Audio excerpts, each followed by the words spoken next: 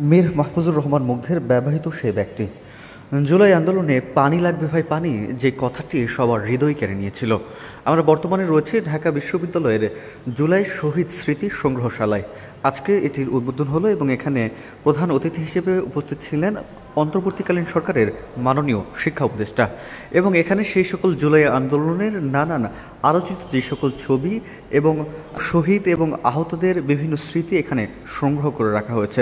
আমরা যদি আপনাদেরকে একটু দেখানোর চেষ্টা করি, এখানে রয়েছে শহীদ চট্টগ্রামের সেই শহীদ ওয়াসিম আকরামের ব্যবহৃত একটি টি শার্ট।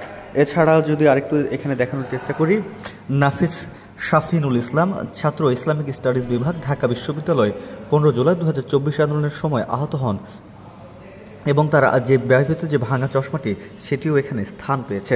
এছাড়াও অনেক কিছু এখানে স্থান পেয়েছে ঢাকা বিশ্ববিদ্যালয়ের জুলাই শহীদ স্মৃতি সংগ্রহশালায়।